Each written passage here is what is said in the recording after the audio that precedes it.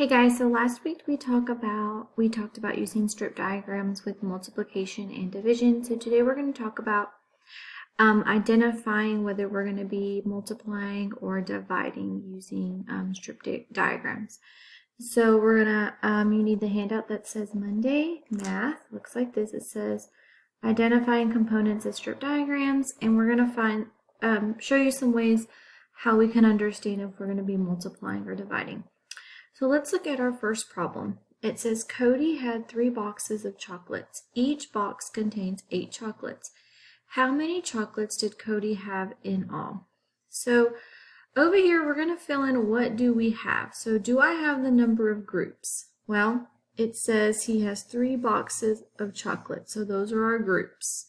So I know that I have 3 boxes. The number in each group.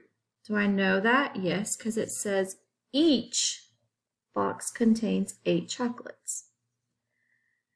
The total. Do I know the total? No. That is what I'm looking for because it tells me how many chocolates did Cody have in all. So that is what I am looking for.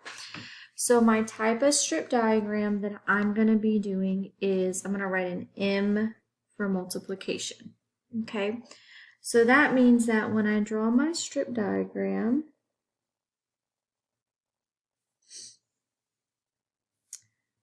right here, I'm going to put a question mark because that's what I'm looking for. And I know that I have 3 groups. So I'm going to divide this into 3 groups. 1, 2, 3. And I know that each group is going to have 8. Okay, so that means that I have 3 times 8 equals, because I have 3 groups of 8. And all I have to do is 8 plus 8 plus 8 is 21. So there are 21 chocolates in all. So I'm going to put 21 chocolates. Okay. So remember, when we are looking for the total, that means we are multiplying. So let's look at number 2. Blair has 20 stuffed animals. If she wants to put 5 stuffed animals in a pile, how many piles of stuffed animals will Blair have? So let's look at what we have. Number of groups. My groups are going to be my piles. Do I know the number of groups? No. That's going to be my question mark. Number in each group. What says she wants to put 5 stuffed animals in a pile. So I know that 5 are going to go in each group. And then my total. It tells me my total because it says 20 stuffed animals. So if I have the total and I'm looking for a group, I'm going to be dividing. So that means when I draw my strip diagram,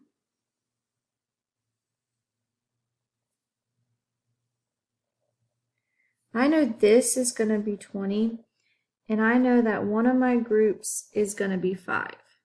I'm going to have 5 in a group, but I don't know how many groups I need. So that means I'm going to do 20 divided by 5 equals. So that means I'm going to take 20 and I'm going to divide it out into each group. So if I have 5 groups,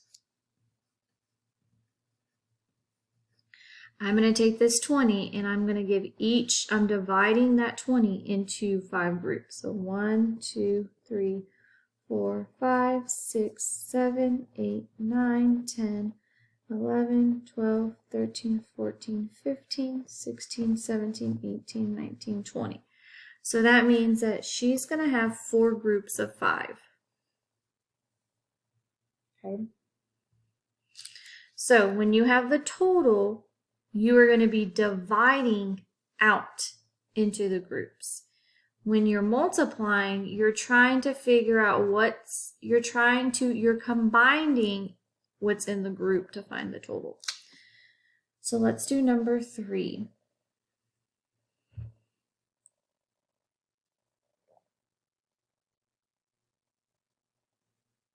Katie found 18 seashells on the beach. She divided the shells into 2 equal piles. How many seashells will Kate have in each pile? So do I know the number of groups? Yes, it says 2 equal piles. Okay, it's not just going to come out and say groups, guys. You have to realize what it's telling you. So if they're using like boxes, piles, containers, baskets, those much likely are going to be your groups. In each group, do I know how many are going to go in each group? No, because my question says, how many seashells will Kate have in each pile? So that is what I'm looking for. Do I know my total? Yeah, it says 18 seashells. So if I know my total, that means I'm going to be dividing because so anytime you're looking for the number of groups or the number in each group, you're going to be dividing. So I'm going to draw my strip diagram. And I know that my total is 18. And I know that I have 2 groups. I don't know what's going inside the groups. So I'm going to do 18 divided by 2, 1, 2, there's my groups, equals blank. So what I'm doing is I'm taking this 18 and I'm dividing it into 2 groups. So 1, 2, 3, 4, 5, 6, 7, 8, 9, 10, 11, 12, 13, 14, 15, 16, 17, 18. So I have 1, 2, 3, 4, 5, 6, 7, 8, 9. So that means there's going to be 9 in each group.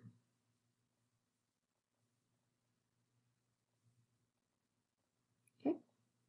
On number 4, I want you to do this one on your own. So Kevin has 10 buckets of oranges. Each bucket has 5 oranges. What is the total amount of oranges in Kevin's 10 buckets? So go through, fill out the information, tell me what type of diagram, and then draw to solve. All right, guys.